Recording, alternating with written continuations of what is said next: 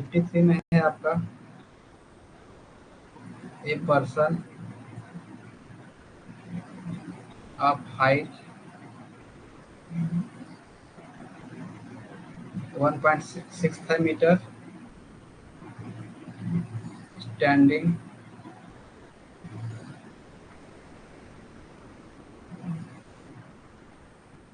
on a cliff of height 20 meter above the water level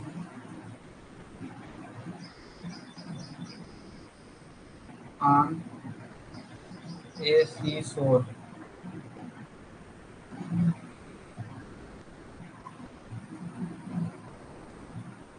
Can sight a ship at a distance of about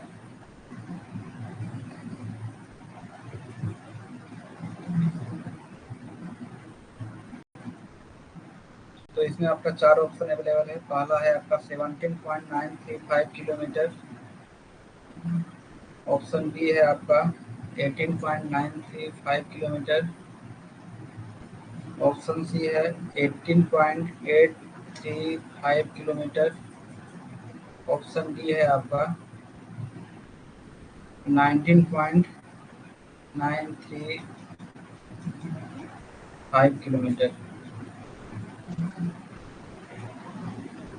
तो distance पूछा है इसमें, तो simple सा formula use कीजिए इस क्वेश्चन के लिए। फॉर्मूला आप पढ़े होंगे, तो पढ़े होंगे D equal to 3.855 into root H. ये क्या होता है, हाइट इन मीटर, ये होता है आपका डिस्टेंस इन किलोमीटर। तो यहाँ पे क्या दिया है, हाइट आपका 20 मीटर का एक क्लिप है, ठीक, और जो जो आदमी इस क्लिप पे चढ़ा हुआ है उसकी जो हाइट है 1.65 मीटर की है। तो टोटल हाइट कितना हो गया, 21.65 मीटर। बस यहाँ से पुट करेंगे तो डी इक्वल टू आएगा 3.855 इंटू रूट 21.65।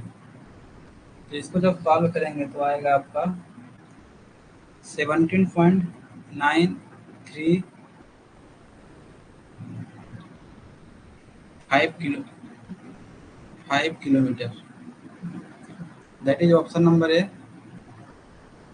तो क्वेश्चन नंबर 53 का आपका करेक्ट आंसर होगा 17.935 किलोमीटर। 53 में कोई doubt?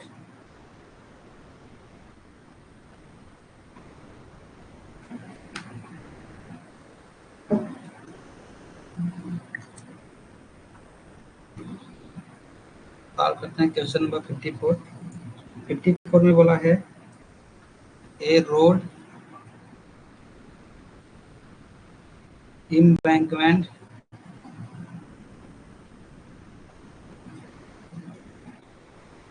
is 8 meter wide.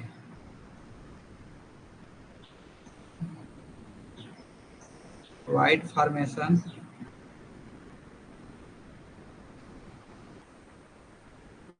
level with slope of 2:1.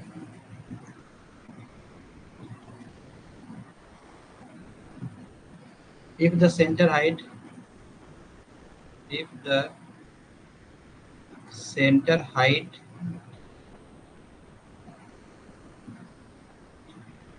8 30 meter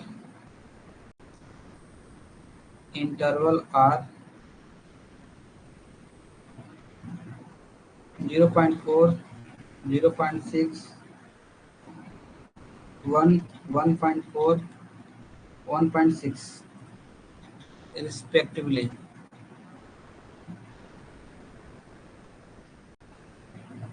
तो पूछा क्या है, द वॉल्यूम ऑफ embankment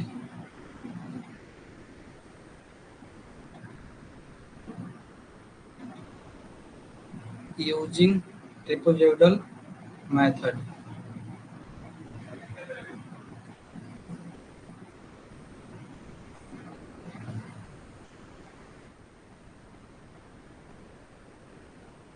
तो क्या पूछा है इसमें, ए रोड embankment जिसकी विड्थ कितना है 8 मीटर है, जो उसका स्लोप का लेवल है 2 to 1 है, if the centre height at 30 metre interval are, 30 metre interval पे उसका सेंटर हाइट कितना है 0.4, 0.6, 1, 1.4, 1.6 रिस्पेक्टिवली। वॉल्यूम ऑफ इम्बैकमेंट पूछा है, और कौन सा रूल यूज करना है आपको, ट्रेपेजोइडल रूल। तो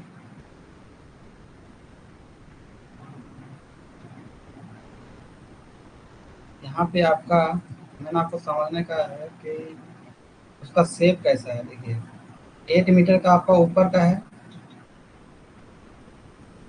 और जो उसका स्लोप का लेवल है ना, मतलब कि अगर यहाँ पे 1 है तो यहाँ पे, और यहाँ पे 1 है तो वहाँ पे 2 है, इस लेवल से ऊपर ऊपर की तरफ बढ़ रहा है, तो ऊपर का जो हाइट है दिया है, विड्थ है, वो 8 मीटर दिया है, तो विड्थ 8 मीटर दिया है। तो इस तरह का मेरा शेप बन रहा है इन रोड इम्बैंकमेंट का। जो रोड इम्बैंकमेंट है उसका शेप जो है इस तरह का बन रहा है। ऊपर का आपका विड्थ है 8 मीटर, तो नीचे कितना होगा, बी प्लस, यहाँ तक तो बी हुआ,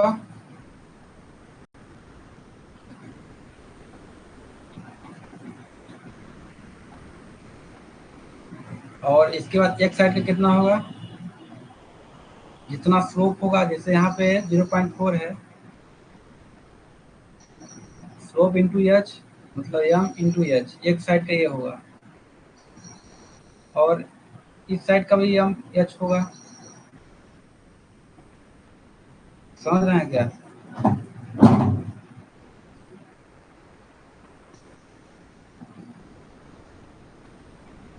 तो कितना हो जाएगा यहाँ पे दोनों साइड मिला के,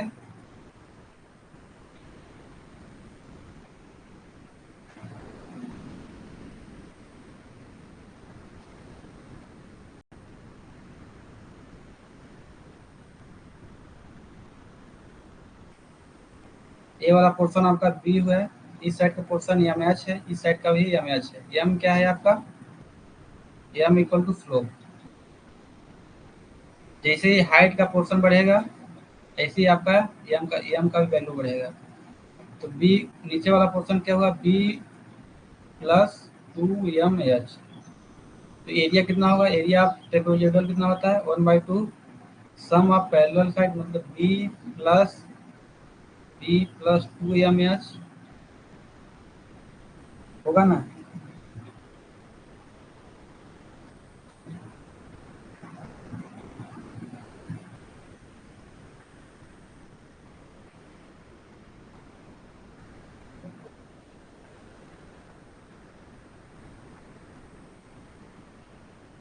इंटू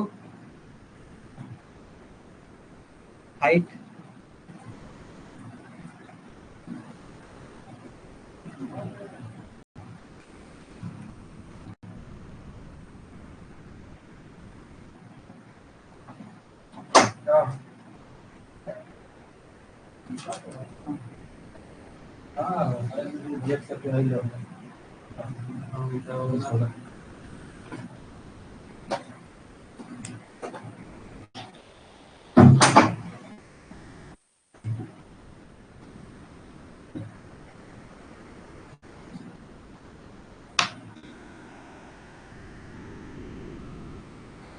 जब इसको सॉल्व करेंगे आप तो आपका आएगा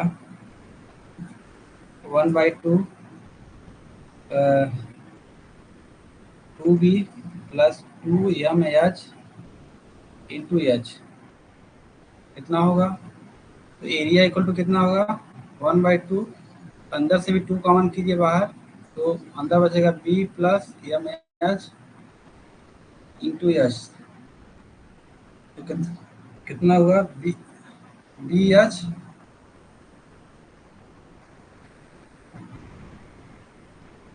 plus M H square. M क्या है आपका स्लोप है, 2:1 है, तो एम की जगह पे 2 है। बी आपका विड्थ है, मतलब 8 दिया है, तो एरिया क्या होगा आपका 8h प्लस 2h स्क्वायर। ये आपका मेन था कि एरिया कैसे कैलकुलेट करेंगे आप।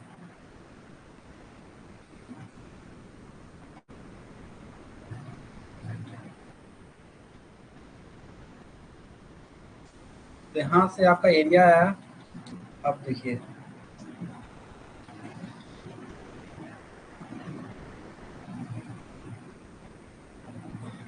एरिया मेरा किस पे डिपेंड कर रहा है, जैसे जैसे मेरा हाइट चेंज हो रहा है, जैसे आपका 30 मीटर इंटरवल पे आपका हाइट कितना है 0.4, फिर 30 मीटर पे आपका हाइट बढ़ा 1.6, फिर 30 मीटर पे बढ़ा 1 मीटर हुआ।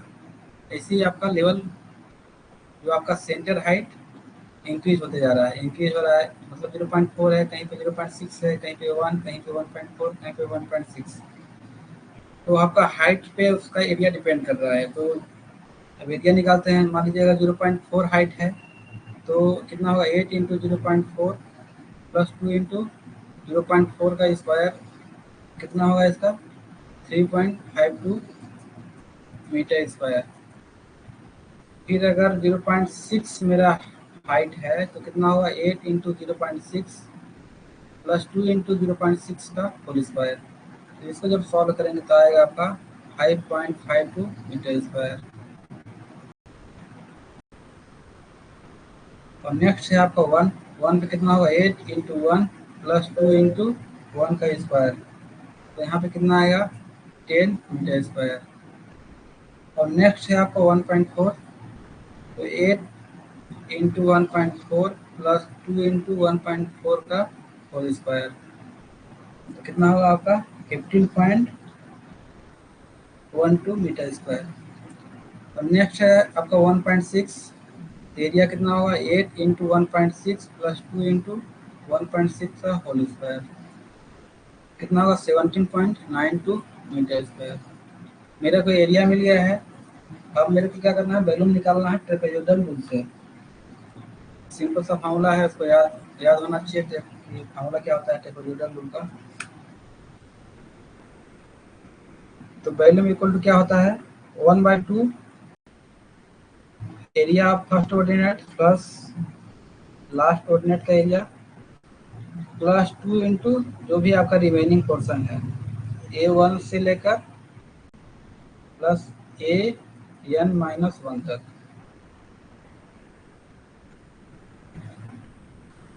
तो सॉरी यहाँ पे L/2 का लेंथ जो दिया है, तो लेंथ आपका यहाँ पर 30 मीटर है, डिवाइड बाई 2। ए नॉट का वैल्यू कितना है आपका 3.52 प्लस लास्ट एरिया कितना है 17.92, फिर नेक्स्ट करेंगे 2 इंटू जो भी आपका मिडिल वैल्यू बचा हुआ है रेस्ट वाला। पहला A1 है आपका 5.52, A2 है आपका 10, A3 है आपका 15.12। इसको जब सॉल्व आउट करेंगे आप तो आएगा 1240.8 मीटर क्यूब। इसमें किसी को डाउट इस क्वेश्चन में?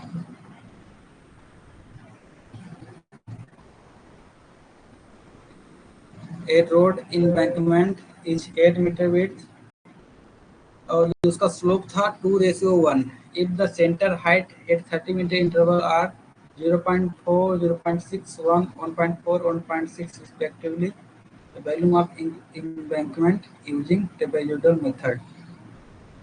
तो मेन आपको क्या था, एरिया कैसे फाइंड आउट होगा, वो आप मेन था। अगर ए आपको निकालते बन गया 8h प्लस 2h इसका कैसे आएगा, तो नेक्स्ट तो आप साफ ही कर लेंगे पूरा। इसके बाद पूरा इजी प्रोसेस है, बस ईयर्स के जगह पे वैल्यू चेंज होते जाएगा।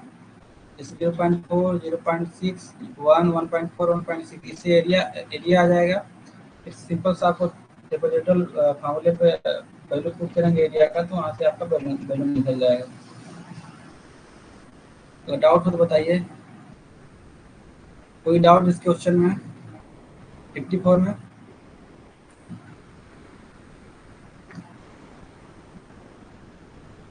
चलिए फिर क्वेश्चन नंबर 55। 55 में है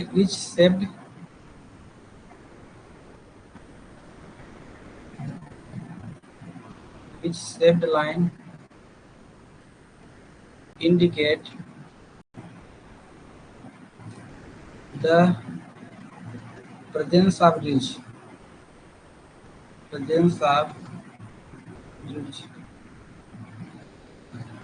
पहला है आपका V शेप,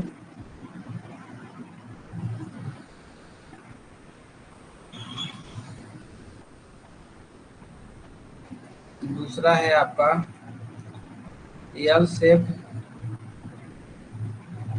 तीसरा है U शेप, चौथा है आपका S शेप।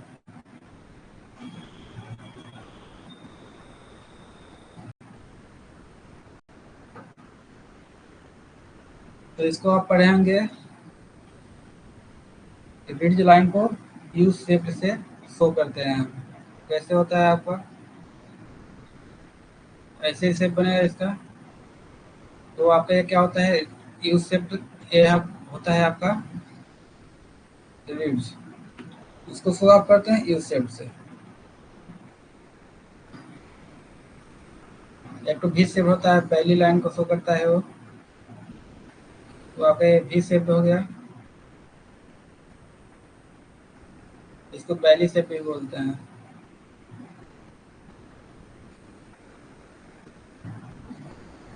तो इसमें आपका दो ही है, आपका वी शेप और यू शेप। तो पता होना चाहिए वी शेप और यू शेप में डिफरेंस क्या है। तो यू शेप आपका रिड्ज को हो गया और वी शेप आपका बैली के लिए हो गया। वो तो शेप से पता चल जाता है कि कौन सा आपका बैली है, कौन सा आपका रिड्ज है।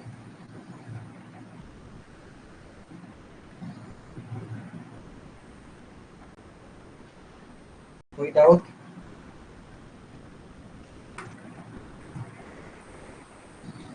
Question number 56, find the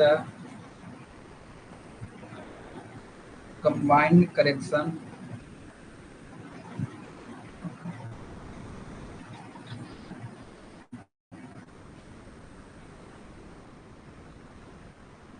arc curvature and reflection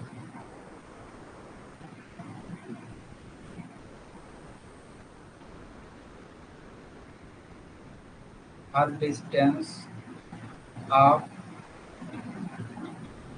पहला दिया है 3400 मीटर, दूसरा है आपका 1.29 किलोमीटर। इसमें चार ऑप्शन अवेलेबल हैं। पहला है 0.656 मीटर, 0.198 मीटर, ऑप्शन बी है आपका 0.778 मीटर, 0.198 मीटर, ऑप्शन सी है आपका 0.656 मीटर और 0.112 मीटर, लास्ट ऑप्शन है आपका 0.778 मीटर और 0.112 मीटर। तो कंबाइंड करेक्शन निकालना है, तो कंबाइंड करेक्शन का फॉर्मूला यूज कीजिए। कंबाइंड करेक्शन का फॉर्मूला क्या होता है, 0.0673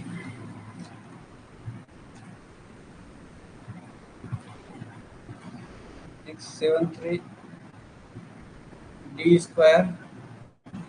इसमें जो आपका डी रहेगा वो किलोमीटर में रहेगा। ये चीज़ याद रहना चाहिए आपको कि कौन सा चीज़ किस यूनिट में रहना चाहिए, ये चीज़ पता होना चाहिए।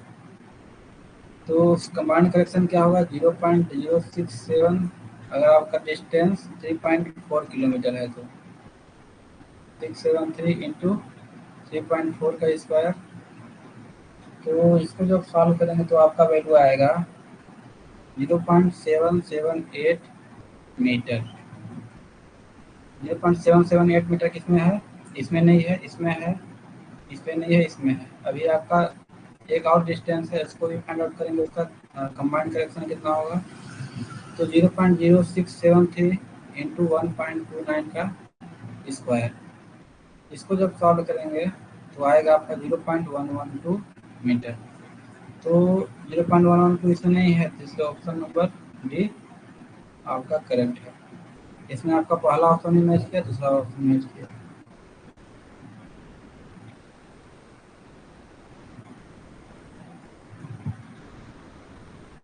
कोई डाउट क्वेश्चन नंबर 56 में? किसी भी क्वेश्चन में होगा डाउट होगा तो पूछिएगा, स्टार्टिंग से पूछ सकते हैं, ऐसा नहीं 56 पढ़ा रहा तो 56 से ही पूछेंगे। जो भी डाउट आया हो आपको अभी तक, अभी मेरे मन से दिए होंगे तो पूछिएगा जरूर। Question number 57, the magnetic bearing of sun at 178 degree, what is magnetic declination? और चार ऑप्शन दिया है, पहला दिया 1 डिग्री ईस्ट, दूसरा दिया है आपका 1 डिग्री वेस्ट, तीसरा दिया है आपका 2 डिग्री ईस्ट, और चौथा दिया है आपका 2 डिग्री वेस्ट। इसका बताइए क्या होगा, करेक्ट आंसर क्या होगा बताइए, जल्दी कमेंट कीजिए इसका आंसर। चलते हैं क्वेश्चन नंबर 58 पे। बोला in a permeability test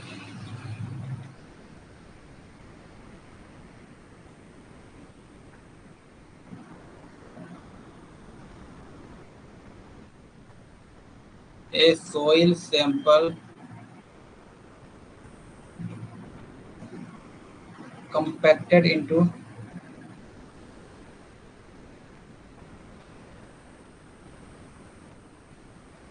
a round PVC pipe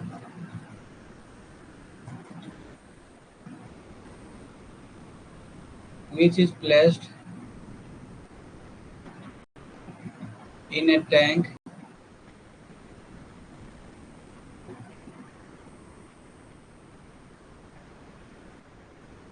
dia of PVC pipe is 25 centimeter. After saturation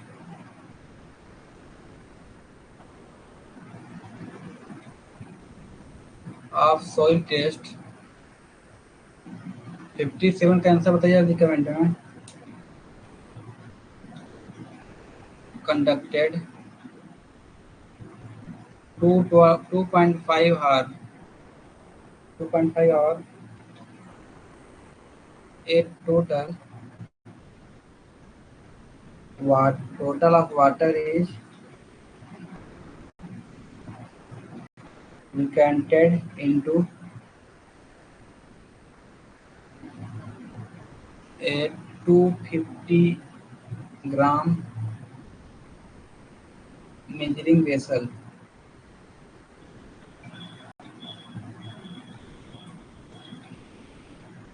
Determine the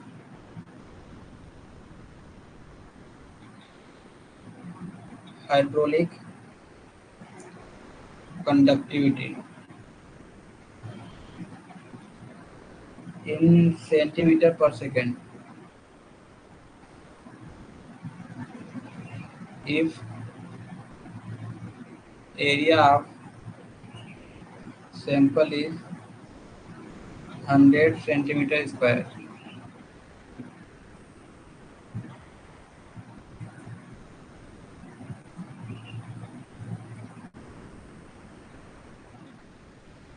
हाँ, तो इसका जो करेक्ट आंसर होगा ऑप्शन नंबर सी।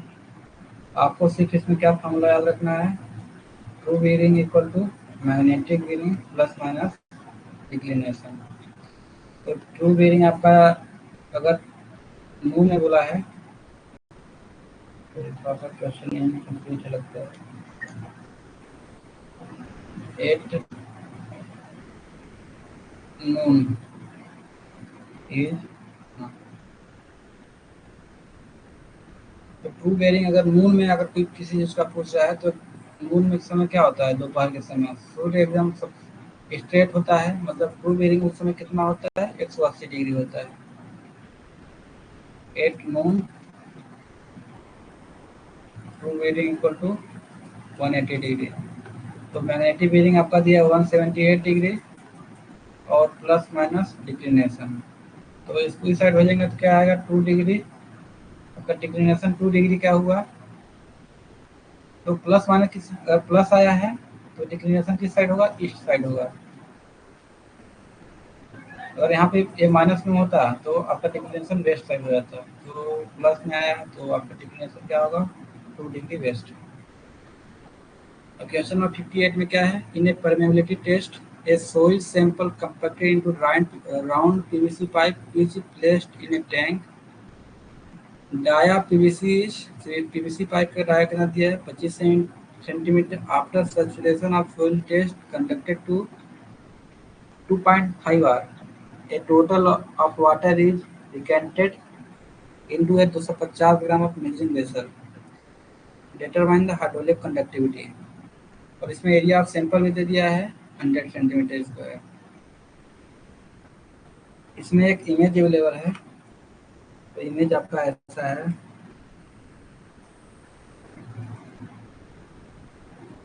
ये आपका सोइल हुआ,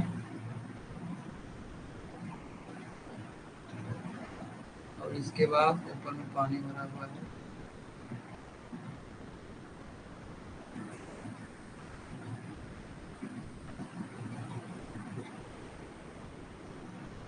और आपका इस टैंक में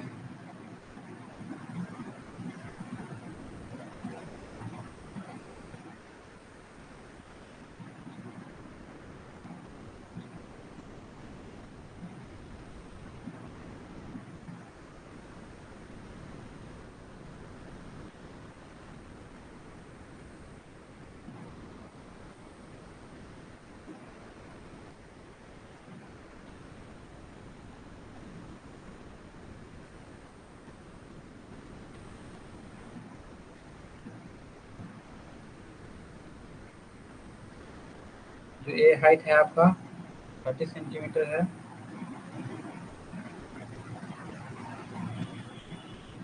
ये आपका है मेजरिंग वेसल, मेजरिंग वेसल।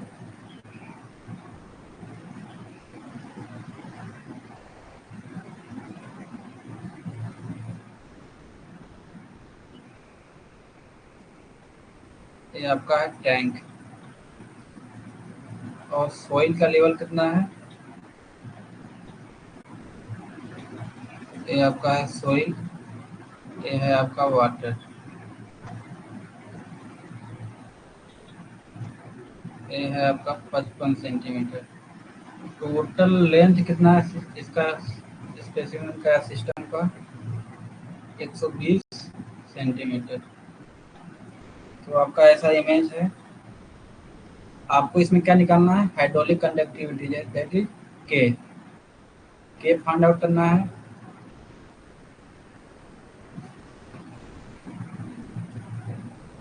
तो बस इसका फार्मूला यूज कीजिए, Q इक्वल टू के आई ए। ठीक, उसमें Q क्या क्या, Q में क्या क्या दिया है आपका, समय दिया है और कितना उसमें वाटर स्टोर हुआ है आपका इस वेसल में, मेजरिंग वेसल में। तो इसमें 250 ग्राम पानी स्टोर हुआ है, कितने समय में, 2.5 आवर में। ठीक, तो क्यू क्या हुआ, क्यू कैसे फाइंड आउट करेंगे आप, तो क्यू क्यू आपका किस यूनिट में होता है, मीटर क्यूब पर सेकेंड। या सेंटीमीटर क्यूब पर सेकेंड या एम मीटर क्यूब पर सेकेंड, इस यूनिट में होता है। तो यहाँ पे आपका क्या हो, टाइम को नीचे रखना है, तो Q इक्वल टू क्या होगा, 250 ग्राम डिवाइड बाई 2.5 R। तो we know that 1 gram equal to कितना होता है आपका, 1 सेंटीमीटर क्यूब। ये चीज पता होना चाहिए, 1 gram equal to 1 centimetre cube. अगर नहीं पता है तो बेसिक क्या है उसका, 1000 litre equal to 1 metre cube होता है ना। तो यहाँ से आपको फाइंड आउट कर लेंगे आप कि 1 gram equal to 1 centimetre cube ही होगा। तो ये चीज पता होना चाहिए, ये इम्पोर्टेंट है, 1000 litre equal to 1 metre cube. तो 250 ग्राम इक्वल टू कितना होगा, 250 सेंटीमीटर क्यूब। और 2.5 और कैसे चेंज करेंगे, 2.5 इंटू 3600। तो इसको जब आप सॉल्व करेंगे, ये आपका सेकेंड में हो गया चेंज, तो इसको करेंगे तो 0.0277 सेंटीमीटर क्यूब पर सेकेंड। इतना आपका क्यूब फाइंड आउट हुआ। ठीक, अब आपको क्या निकालना है, आई। आई क्या होता है, डेल एच, मतलब क्या बोलते हैं उसको, level difference in height divide by L. Level difference कितना है, 55 में से 30 माइनस होगा तो आपका 55 minus 30 divide by L. L आपका टोटल लेंथ कितना दिया है, 120। इसको जब सॉल्व करेंगे तो आपका आएगा 25 डिवाइड बाई 120 इक्वल टू 0.208। ये आपका यूनिट लेस होता है, मतलब कोई यूनिट नहीं होता है इसका, क्योंकि ऊपर में मीटर नीचे में मीटर या सेंटीमीटर, सेंटीमीटर तो खत्म हो गया। अब आपका क्वेश्चन में क्या दे दिया है, आपका एरिया भी दे दिया है, यानी area equal to 100 centimetre square. ये दिया है 100 सेंटीमीटर स्क्वायर। तो क्या होगा, K equal to Q by I A. Q है आपका 0.0277, आई है आपका 0.208, ए है आपका 100। के क्या क्या होगा आपका,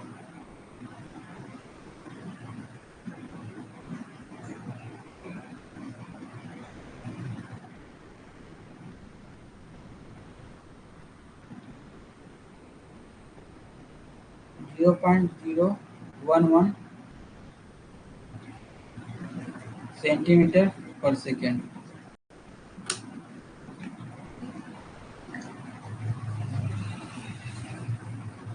इसमें किसी को डाउट,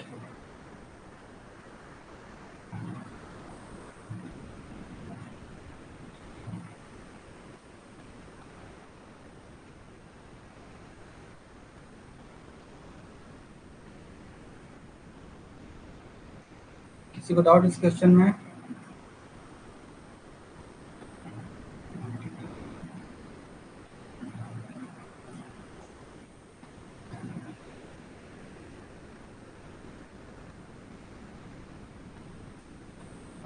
क्वेश्चन नंबर 59 पे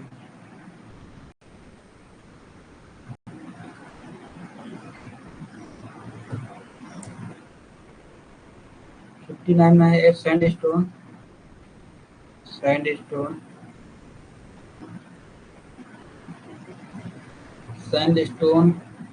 four composed of quartz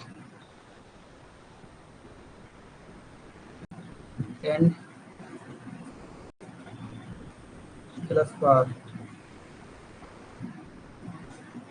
feldspar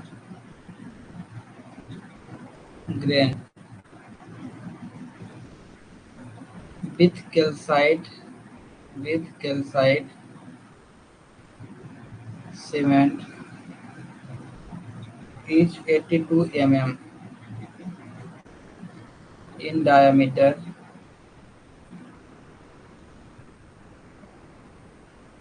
and 169 mm length.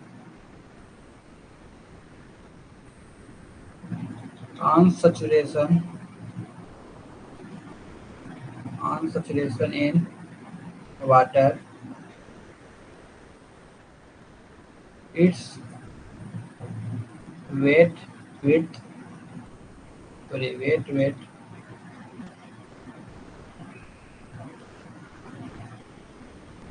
is 21.42 Newton. After oven drying,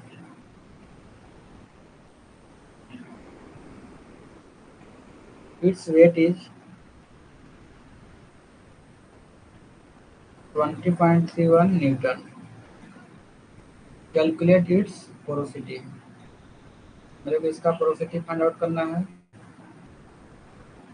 तो इसमें आपका 4 ऑप्शन अवेलेबल है। पहला है आपका 0.123, दूसरा है आपका 0.435, ऑप्शन सी है आपका 0.518, ऑप्शन डी है आपका 0.321। ठीक, तो एक sandstone course composed of quartz and feldspar grain, मतलब क्वार्ट्ज और फेल्डस्पार से बना हुआ है। और जो उसका कोर है उसका डाया कितना दिया है 82 mm, और उसका लेंथ कितना दिया है 169 mm। और उसका क्या बोलते हैं, जो उसका सैचुरेशन पे जो उसका वेट है सैंपल का 21.42 न्यूटन है। अगर उसी सैंपल को हम ओवन से ड्राई करके वेट करते हैं तो उसका जो वेट आता है 20.31 न्यूटन। ठीक, इसको सॉल्व करते हैं। तो सिंपल सा क्या करना है, पोरोसिटी दिया है तो पोरोसिटी का फॉर्मूला आप लिखिए। पोरोसिटी इक्वल टू होता है volume of void divide by total value, ये होता है ना।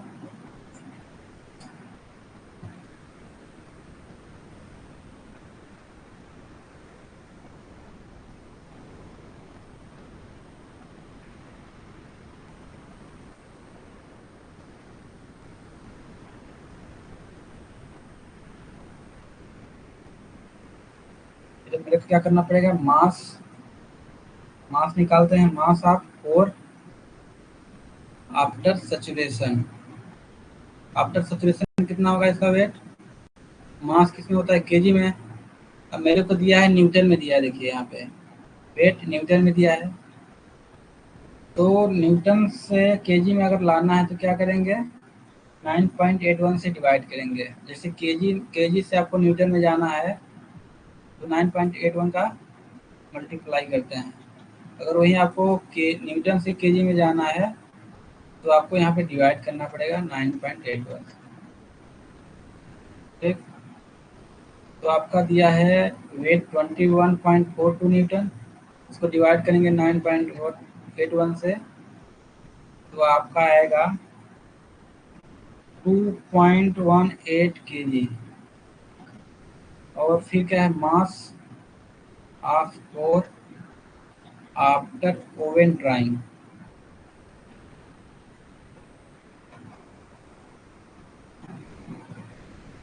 कितना होगा इसका 20.31 डिवाइड बाई 9.81, तो होगा आपका 2.07 केजी।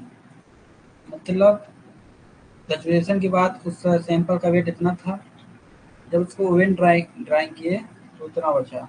तो मास ऑफ वाटर कितना रहा उस सैंपल में, तो मास ऑफ वाटर यहाँ से निकल जाएगा आपका 2.18 माइनस 2.07, तो मतलब 0.11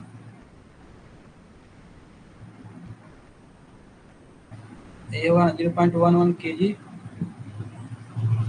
मास रहा है, मास ऑफ वाटर। तो वॉल्यूम ऑफ वॉइड क्या होता है, वॉल्यूम ऑफ वाटर ही होता है plus volume of air. Volume of air यहाँ नहीं दिया तो 0 हो जाएगा, तो volume of water divide by total volume होगा। तो मेरे को मास फाइंड आउट हो गया। देखिए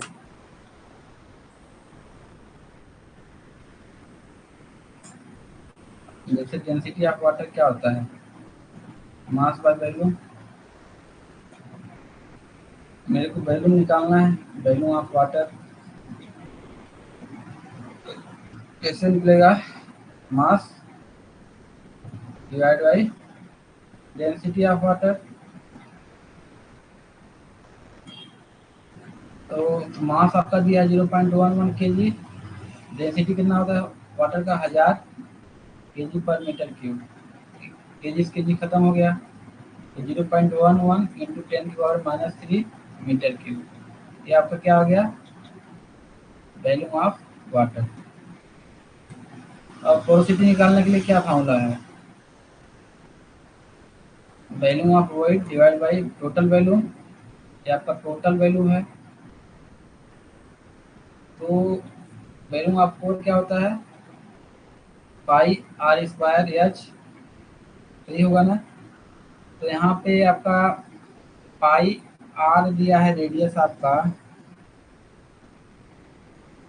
तो डाया दिया है आपका 82 mm। तो 41 mm क्या होगा आपका, डाया होगा।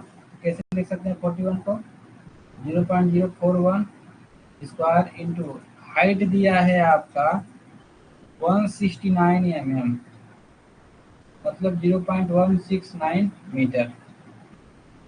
इसको जब सॉल्व करेंगे तो आएगा आपका 0.89 इंटू 10⁻³ मीटर क्यूब। तो यहाँ पे आप पुट करेंगे 0.11 इंटू 10⁻³ डिवाइड बाई 0.89 इंटू 10⁻³। ये दोनों कैंसिल हो जाएंगे और ये इसका वैल्यू आएगा आपका 0.123। तो कौन सा ऑप्शन दिया है इसमें, नहीं दिया है।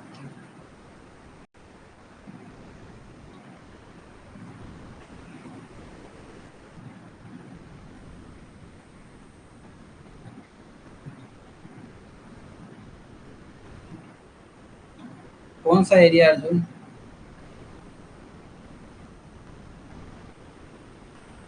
अर्जुन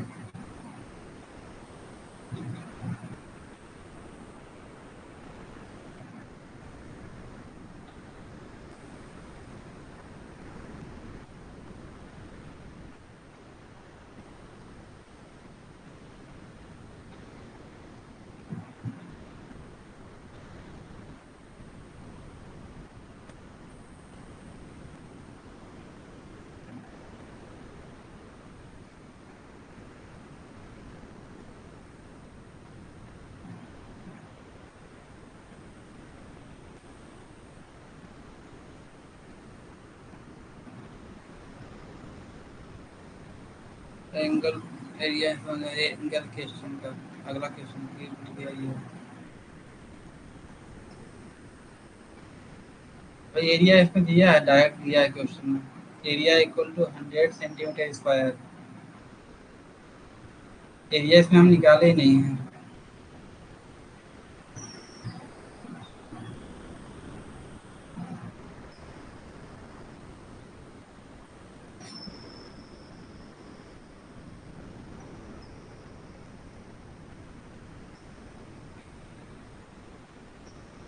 इसमें पोरोसिटी का समझ में आ गया ना, पोरोसिटी कैसे फाइंड आउट हुआ।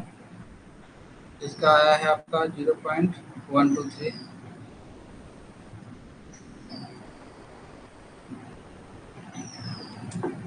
पोरोसिटी का समझ में आया।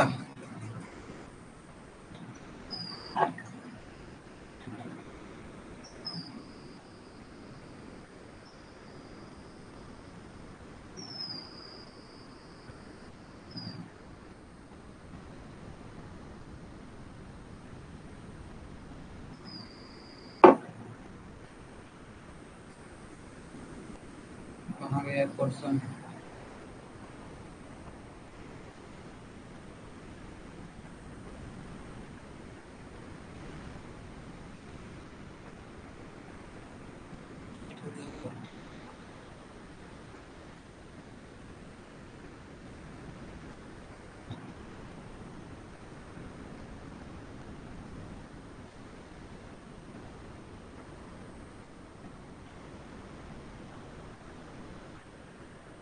फिर आगे बढ़ते हैं पोरोसिटी के बाद।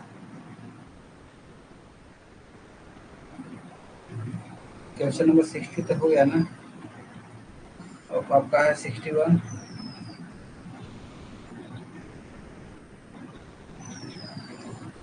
सिक्सटी वन में है आपका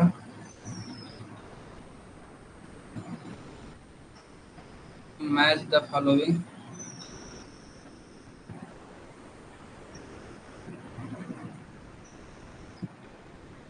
स्ट्रेस दिया है एक साइड, दूसरी साइड दिया है condition applied in rock mechanics.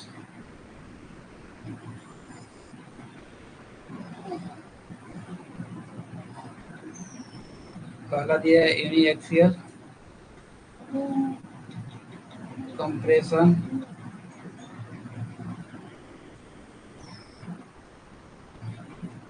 इसके साइड दिया है loaded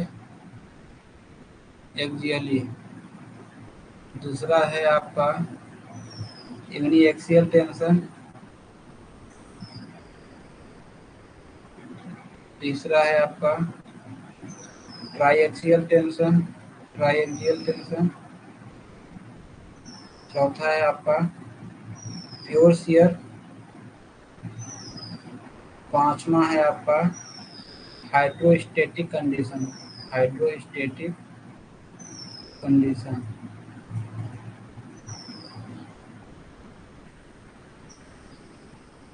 twisted with equal movement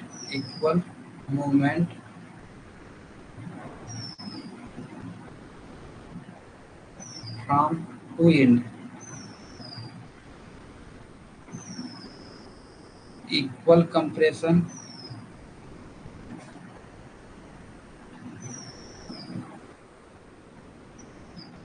from all direction. चौथा है आपका loaded both in axial and lateral direction.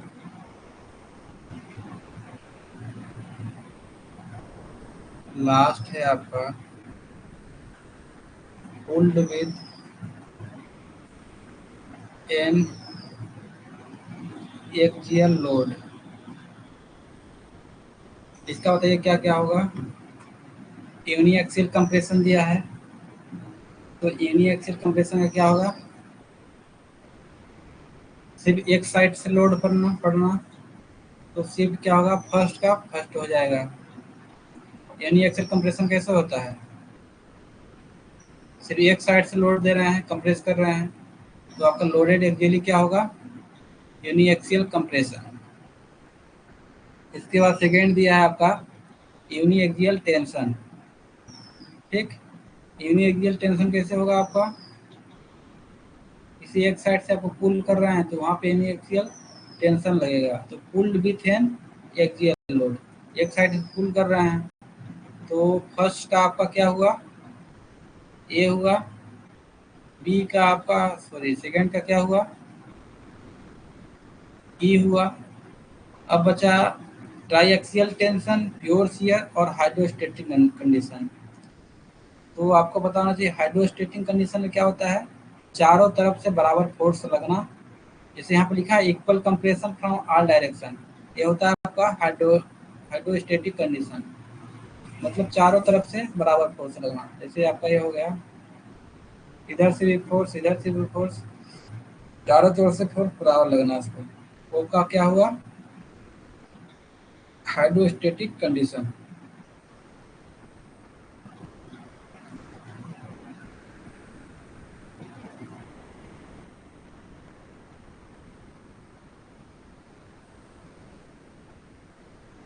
अब अच्छा प्योर शियर, प्योर शियर में क्या होता है आपका, नॉर्मल स्ट्रेस, जो भी स्ट्रेसेस पड़ेंगे वो एकदम जीरो होते हैं। तो यहाँ किस कंडीशन में हो सकता है, twisted with equal moment from two end. देखिए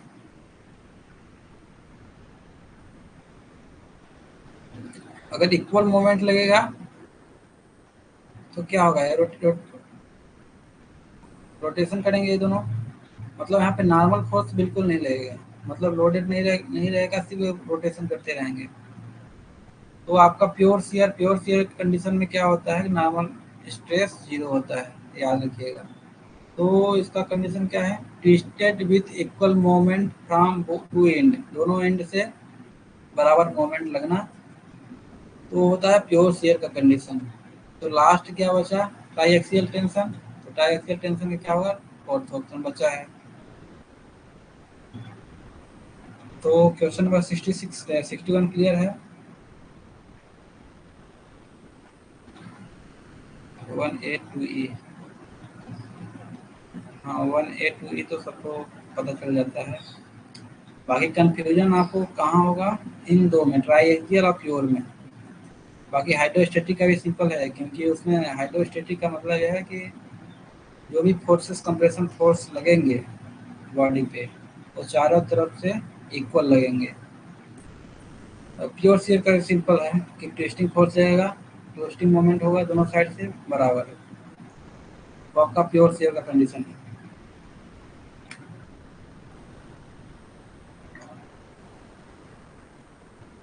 चलते हैं 62 पे। 62 में है आपका, in a sexagonal system, in a sexagonal system, one circumference is equal to, पहला है 90 डिग्री, दूसरा है आपका 360 डिग्री, तीसरा है आपका 270 डिग्री, लास्ट है आपका 180 डिग्री। तो हेक्सागोनल सिस्टम में सरकमफेरेंस मतलब क्या है, पूरा सर्किल का पूछा है। पूरा सर्किल का क्या होता है, सर्किल का ही सरकमफेरेंस होता है ना। तो एक सर्किल का पूरा टोटल एंगल कितना होता है, 360 डिग्री। ये तो सिंपल सा क्वेश्चन था।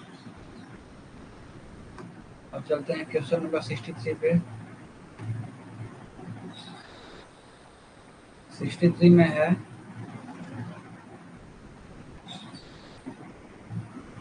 एक plan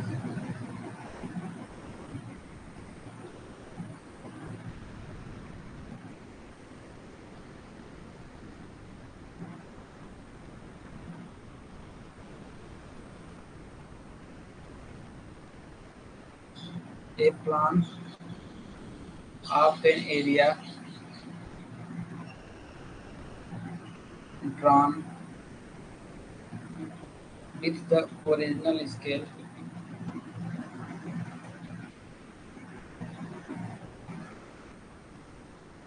of 1 centimeter equal to 10 meter has shrunk such that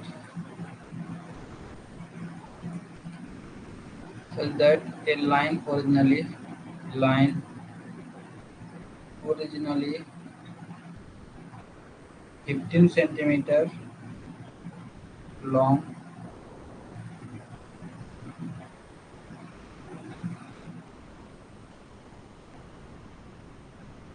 on the plan measure now 14.5 centimeter. The shrunk scale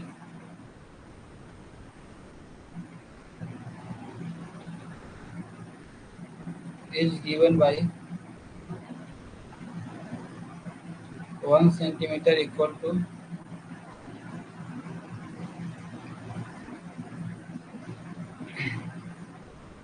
पहला ऑप्शन दिया है इसमें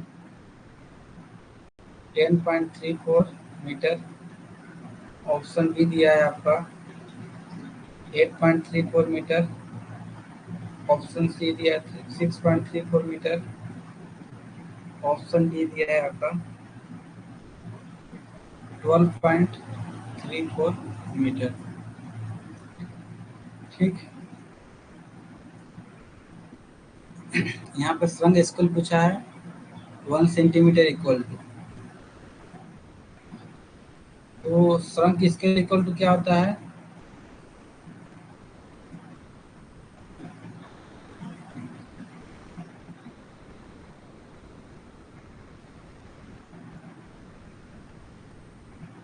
श्रंक स्केल निकालना है मेरे को। श्रंक स्केल इक्वल टू क्या होता है?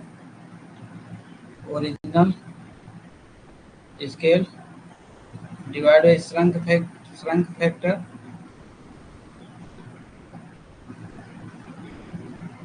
पता है ना। अब तो श्रंक स्केल निकालना है, ओरिजिनल स्केल दिया है मेरे को, श्रंक फैक्टर निकालना है यहाँ पे। अब श्रंक फैक्टर निकालते हैं। श्रंक फैक्टर क्या होता है? Shrunk length divide by original length.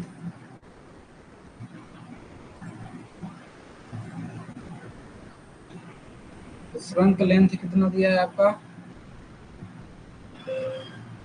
Shrunk length दिया है आपका 14.5। इसको डिवाइड करेंगे ओरिजिनल से तो आपका ये आ गया श्रंक फैक्टर। अब श्रंक स्केल निकालना है आपको। श्रंक स्केल तो ओरिजिनल स्केल कितना दिया है? 10 सेंटीमीटर। मेरे को 1 के रिस्पेक्ट में पूछा है ना, यहाँ पे 1 के रिस्पेक्ट में पूछा है। 1 का पर्सन छोड़ेंगे तो 10 डिवाइड बाई श्रंक फैक्टर कितना दिया है? 14.5 और 15 ऊपर जाएगा तो इसको सॉल्व करेंगे तो कितना आएगा आपका? 150 डिवाइड बाई 14.5 तो आएगा आपका 10.34 मीटर। तो ऑप्शन नंबर ए आपका करेक्ट है।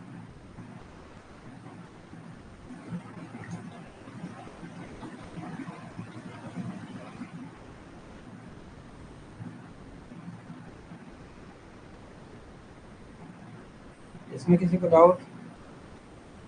दूसरे मेथड से जैसे ये फार्मूला मेथड हो गया आपका। दूसरे मेथड से देखना चाहें तो देखिए, यहाँ पे ओरिजिनल स्केल है आपका 1 सेंटीमीटर इक्वल टू 10 मीटर, ठीक। तो original length on plan equal to 15 centimetre. तो ओरिजिनल लेंथ ऑन ग्राउंड कितना होगा? 15 इंटू 10 मतलब 150 मीटर, ठीक। अब देखिए श्रंक लेंथ मेरा कितना दिया है?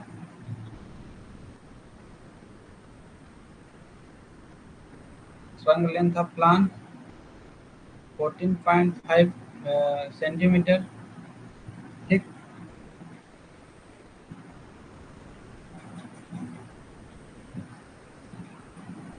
तो 14.5 सेंटीमीटर ही क्या कर रहा है शो? 150 मीटर तो शो कर रहा है ना। 14.5 को ही तो मान रहे हैं, श्रंक होने के बाद भी जो आपका 14.5 आया है उसको 150 ही मान रहे हैं हम। तो 1 सेंटीमीटर क्या क्या होगा? 150 divide by 14.5 that is 10.34 metre. ऐसे भी कर सकते हैं इसको।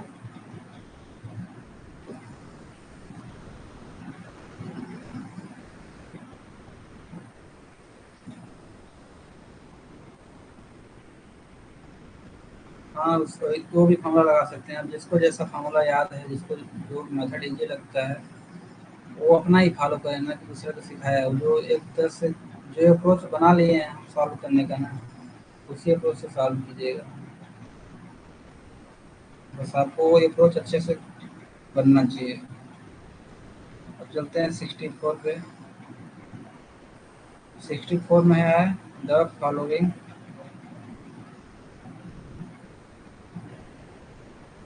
notes refer to the reciprocal leveling two with one level, पहला स्टेशन, दूसरा पहला है स्टाफ रीडिंग,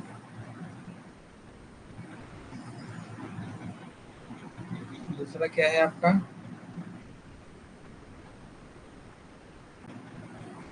स्टेशन ए पे, स्टेशन बी पे।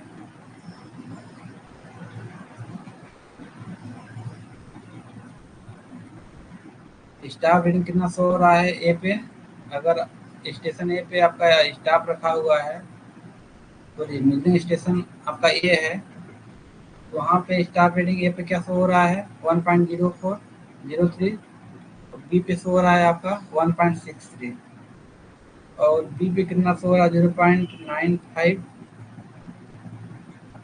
तो आपका बी पे शो हो रहा है 1.54।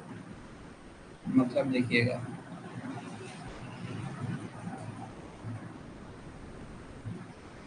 डायग्राम पे बनाते हैं। तो बोला है if distance between A and B is 40 meter, then collimation error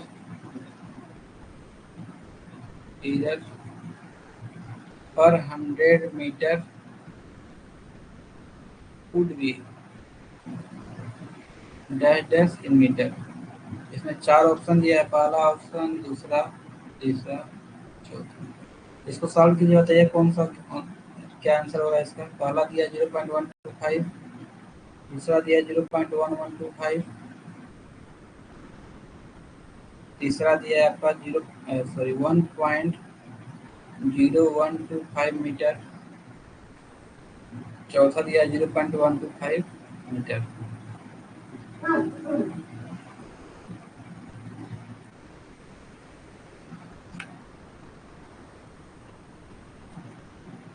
अब देखिए इसका डायग्राम पर, इसे आप सर्वे का क्वेश्चन जो भी आ रहा है ना, उसको ट्राई कीजिए कि पहले डायग्राम बनाएं, फिर उसको जब सॉल्व करेंगे तो आपका जो एरर या मिस्टेक होने का चांसेस होता है बहुत ज़्यादा रिड्यूस हो जाएगा। तो हमेशा ट्राई कीजिए कि आप डायग्राम बना के सॉल्व करें।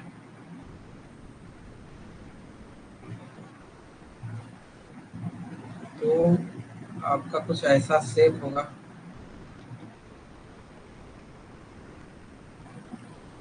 तो यहाँ पे अगर यहाँ पे इंस्ट्रूमेंट आप रख रहे हैं, ठीक, ये आपका ए है, ये आपका बी है, तो यहाँ पे जो आपका स्टाफ रीडिंग शो हो रहा है ना, यहाँ पे जो आपका स्टाफ रीडिंग शो हो रहा है, तो इसको इस साइड बनाते हैं।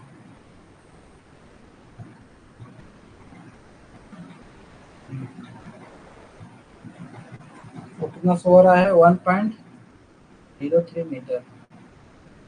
और यहाँ से जो इंस्ट्रूमेंट मापता है और आपका जो स्टाफ है,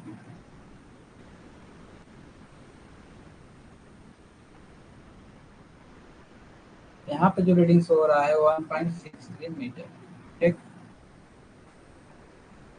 इसके बाद क्या करते हैं, ये जो अपना इंस्ट्रूमेंट है इसको इस साइड लेके आते हैं, ठीक।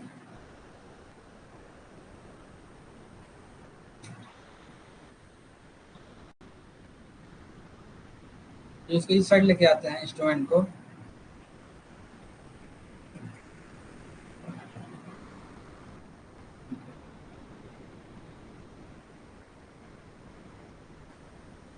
तो कितना शो होता है यहाँ पे 1.54 मीटर। अब इस साइड कितना शो होता है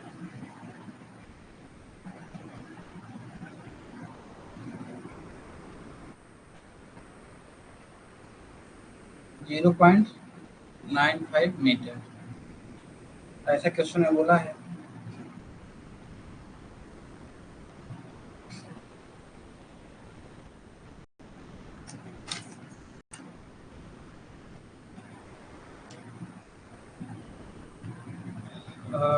सबसे पहले क्या करेंगे, ट्रू डिफरेंस फाइंड आउट करेंगे कि कितना डिफरेंस है एलिवेशन डिफरेंस दोनों में। तो ट्रू डिफरेंस किसे निकालते हैं, 1.63 minus 1.03 plus 1.54 minus 0.95 divide by 2, ऐसे ट्रू डिफरेंस निकालते हैं। इस वाले इसको माइनस इसको माइनस इसको करेंगे, प्लस करेंगे, इसका माइनस इससे करेंगे, डिवाइड बाई 2 करेंगे, मतलब एवरेज ले लेंगे। तो ट्रू डिफरेंस आपका आएगा 0.595 मीटर, इतना आपका ट्रू डिफरेंस आया। ठीक, तो आपका ट्रू रीडिंग कितना आना चाहिए, देखिए अगर यहाँ पे 1.03 है, इसमें आपका एलिवेशन ऐड करते हैं,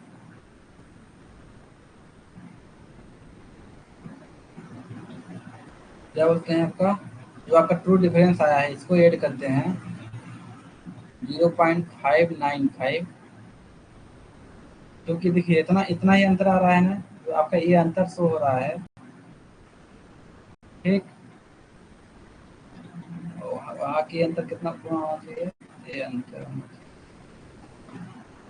आपका जो ये अंतर है, क्योंकि यहाँ पे 1.03 इसका है और यहाँ से लेकर 1.63 इतना है, ये मेरे को कितना मिला है 0.595, मतलब 1.03 में प्लस इतना ऐड करेंगे, क्योंकि ट्रू डिफरेंस इतना आया है ना, तो कितना आना चाहिए मेरे को, 1.63 आना चाहिए। समझ रहे हैं, अगर इस पोर्शन में आपका यहाँ से लेकर ए वाला पोर्शन ऐड करेंगे तो मेरे को यहाँ ए वाला हाइट मिलेगा, मतलब 1.63 मिलना चाहिए। लेकिन जब इसको ऐड करेंगे आप तो कितना आएगा आपका,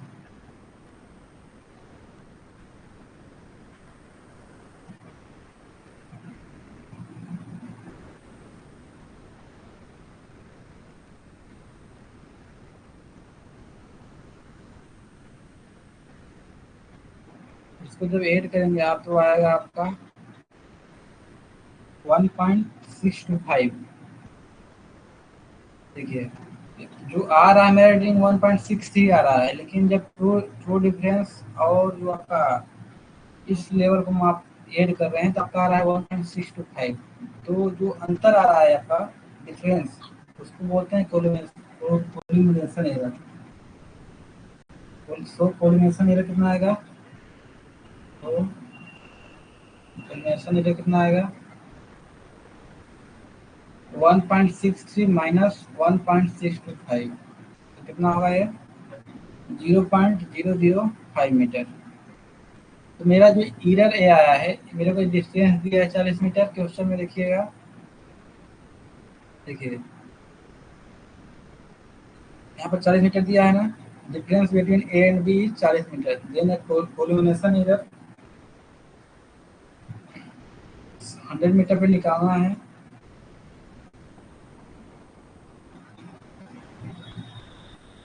तो 40 मीटर पे आपका है 0.05 मीटर, तो 100 मीटर पे कितना होगा, तो 0.005 डिवाइड बाई 40 इंटू 100। इसको जब सॉल्व करेंगे तो आएगा 0.0125 मीटर। कौन सा ऑप्शन होगा, ऑप्शन नंबर ए। इसमें किसी को डाउट, क्वेश्चन नंबर 64 में।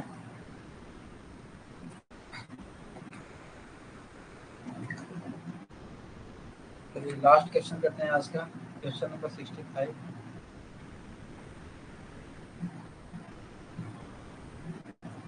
बोला है human I is the best example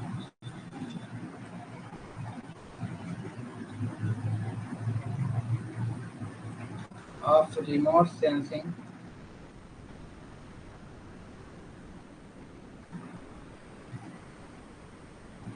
which can see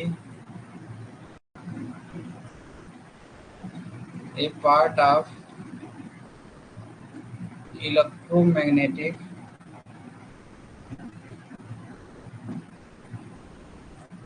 spectrum called as. पहला ऑप्शन है आपका इंफ्रारेड स्पेक्ट्रम। ऑप्शन बी है आपका विजुअल स्पेक्ट्रम।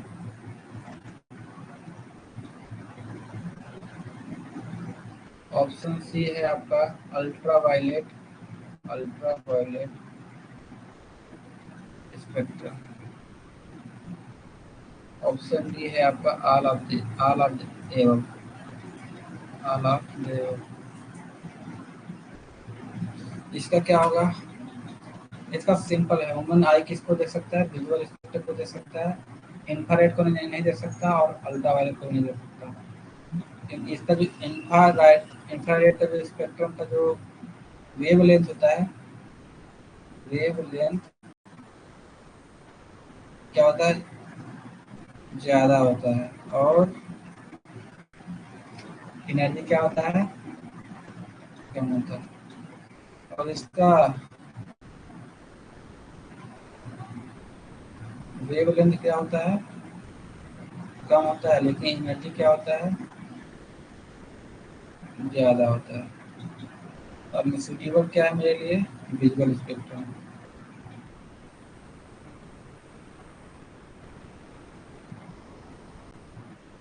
तो यहाँ पे आपका डिस्कशन खत्म हुआ 79 का। तो अभी तक क्वेश्चन नंबर 1 से लेकर 65 तक में किसी को कुछ डाउट हो तो